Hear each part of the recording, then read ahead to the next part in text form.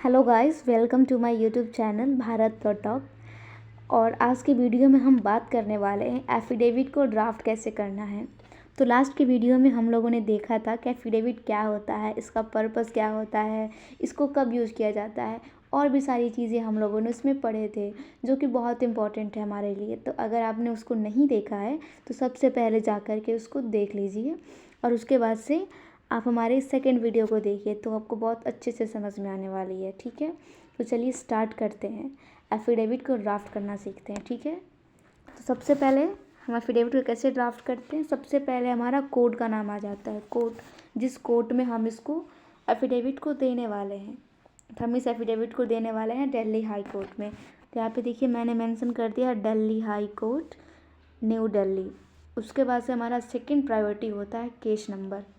ठीक है, सबसे पहले हमारा कोर्ट का नाम आ जाता है, उसके बाद से हमारे केस नंबर, और थर्ड पॉइंट में हम मेंशन करते हैं केस के बारे में, किस चीज़ के लिए, मतलब किस मैटर में यह एफिडेविट दिया जा रहा है, और हमारी पार्टीज़ का नाम आता है। तो हमारा केस का नाम क्या है, Umesh Prasad versus NCT of Delhi.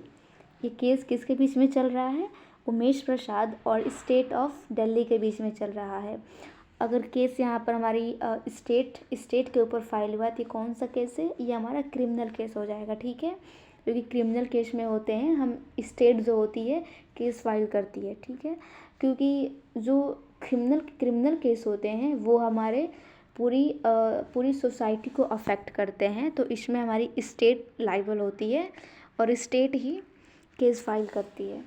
इसमें हमारे उमेश प्रसाद कौन है, पेटिशनर है, और स्टेट ऑफ दिल्ली रिस्पोंडेंट है। ठीक है, अब उसके बाद से हम लोग ब्रॉडली बताएंगे। सबसे पहले अब हम लोग यहाँ पर बताएंगे उमेश प्रसाद जो हमारे पेटिशनर हैं, फिर उनकी डिटेल्स आती है और उसके बाद से वो अपनी बातों को रखते हैं एफिडेविट के through.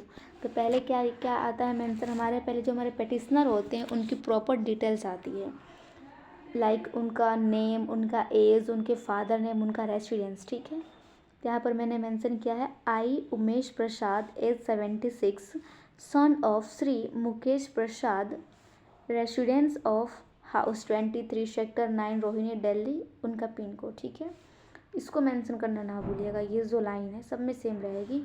Do hereby solemnly affirm and stated as under. ठीक है, और आगे हम लोग क्या मेंशन कर रहे हैं,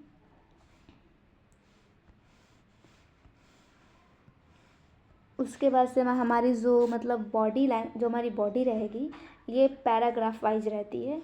हमको इसको लेंदी नहीं बनाना है, इसलिए हम छोटे छोटे पैराग्राफ्स बनाते हैं और उसमें अपनी बातों को मेंशन करते हैं।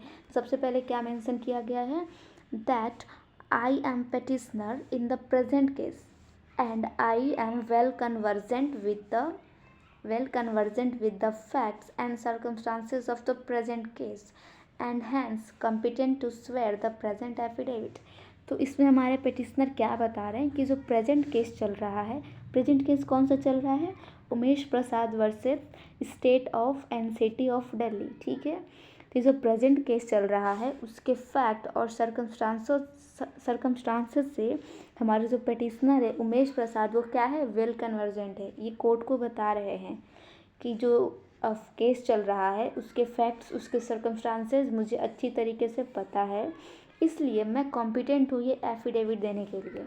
ठीक है, और आगे ये क्या बता रहे हैं, that I have gone through the content of the present application drafted bye my council under my instruction and fact stated therein are true and correct to my knowledge and be read as part and parcel of this affidavit। आगे वो ये बता रहे हैं कि जो ये present application है जो आपके सामने हम लगा रहे हैं, वो मतलब जो एप्लीकेशन लगाया गया है उसको मेरे इंस्ट्रक्शन पर मेरे काउंसिल ने ड्राफ्ट किया है, और उसमें जो भी फैक्ट मेंशन किया गया है उससे मैं भली भांति परिचित हूँ, मैं उसको जानता हूँ, वो ट्रू है, करेक्ट है, of my best of the knowledge. मतलब जो मैंने चीज़ें बताई है वही चीज़ें ड्राफ्ट की गई है bye my instruction through my advocate. ठीक है, मतलब वो बता रहे हैं कि मेरे एडवोकेट ने मेरे इंस्ट्रक्शन पर वो एप्लीकेशन को ड्राफ्ट किया है, और वो जो ड्राफ्ट है मेरे नॉलेज से ट्रू है और करेक्ट है। और आगे बता रहे हैं कि यहाँ बता रहे हैं कि not being repeated, application not being repeated here for the sake of brevity. तो ये हम बता रहे हैं कि जैसे कि मान लो कि एफिडेविट हम क्यों देते हैं, अगर हम किसी चीज़ का स्टेटमेंट दिए हैं, कोई चीज़ें हम लोगों ने कोर्ट में पेश की है और वो हमको उसकी हमें जेन्युइन ऑथेंटिसिटी बढ़ाना है, तो हम वहाँ पे एफिडेविट का यूज़ करते हैं, बताते हैं कोर्ट को कि जो हमने दिया है एप्लीकेशन, जो भी चीज़ हम स्टेटमेंट्स दे रहे हैं वो ट्रू है। तो वहीं बता रहे हैं कि जो जिस चीज़ का मान लो उन्होंने कोई स्टेटमेंट दिया है, वो स्टेटमेंट बड़ा है, बहुत बड़े पेजेस में से 10 पेज का है, 20 पेज का है, ठीक है। तब उस स्टेटमेंट को फिर से इस एफिडेविट में अगर हम लोग मेंशन करते हैं तो हमारा एफिडेविट बहुत बड़ा हो जाएगा। तो वहीं बता रहे हैं कि जो हमारे फैक्ट्स थे, जो हमारे सर्कमस्टांसेस थे, उसको यहाँ पे मेंशन नहीं किया गया। और क्यों नहीं किया गया है? For the sake of brevity, ताकि हमारा एफिडेविट ब्रीफ रहे। ओके।